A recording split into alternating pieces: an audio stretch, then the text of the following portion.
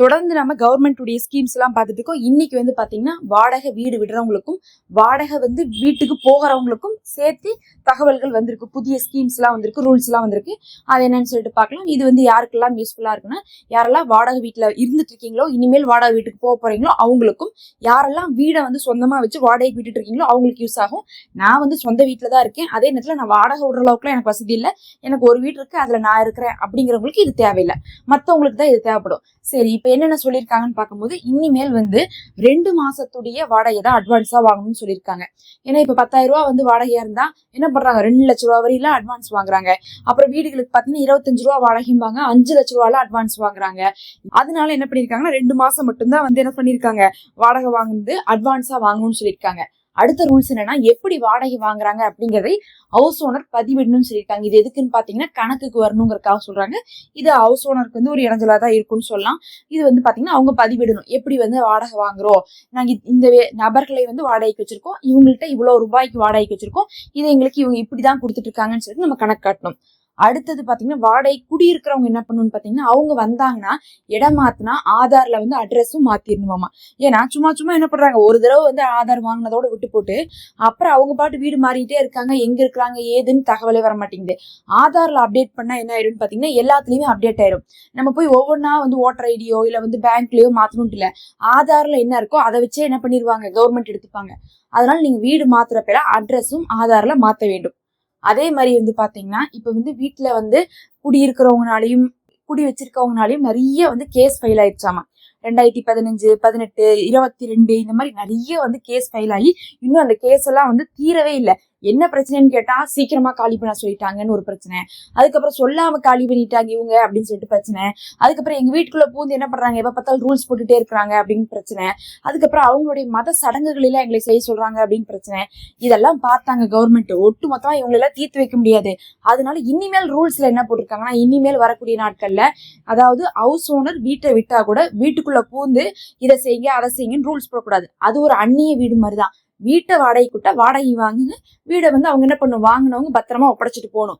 அது வந்து இருக்குது. மற்றபடி வந்து அப்பப்ப உள்ள போய் இதை செய்ய அதை செய்யுங்கிறதும், நீ வந்து எந்த மதமா இருந்தாலும் சரி எங்களுக்கு வந்து இப்படி எல்லாம் செஞ்சுதான் வைக்கணும், எங்க வீடு வந்து குடியிருந்தா நீங்க நான்வெஜ் சமைக்க கூடாது, அப்படி இப்படின்லாம் வந்து ரூல்ஸ் போடக்கூடாது அப்படிங்கறதையும் சொல்லியிருக்காங்க.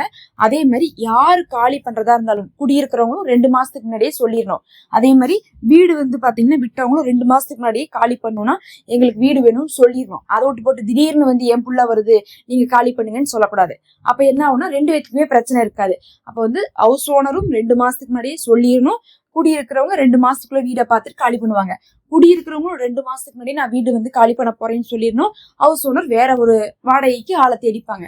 2 பேரும் நஷ்டப்படாத மாதிரி ஒரு இது கொண்டு வந்திருக்காங்க.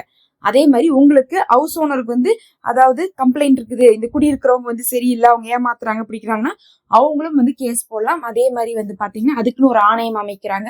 அதே மாதிரி குடியிருக்கவங்களும் என்ன பண்ணலாம்னா, இந்த ஹவுஸ் ஓனர் இப்படிதான் பண்றாங்க, நாங்க தெரியாதனமா இங்க வந்து மாட்டிட்டோம் அப்படிங்கிறவங்களும் என்ன பண்ணலாம், அவங்கள பத்தி கம்ப்ளைண்ட் ரைஸ் பண்ணலாம், அதை வந்து விசாரிப்போம் அப்படின்னு சொல்றாங்க.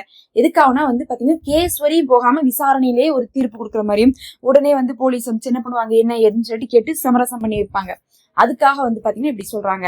இது இல்லாம வந்து பாத்தீங்கன்னா பழைய கேஸ் எல்லாம் வந்து பாத்தீங்கன்னா சரி பண்றதுக்காக ட்ரை பண்றாங்க. ஆனா இப்போதைக்கு வந்து பார்த்தா டைம் எல்லாம் கிடையாது, எலெக்ஷன் எல்லாம் இருந்துட்டு இருக்கு. அதனாலதான் அது பெண்டிங் ஆயிட்டே இருக்கு. 10 வருஷத்து கணக்குலாம் என்ன ஆயிட்டு இருக்கு, பெண்டிங் ஆயிட்டே கிடக்குது.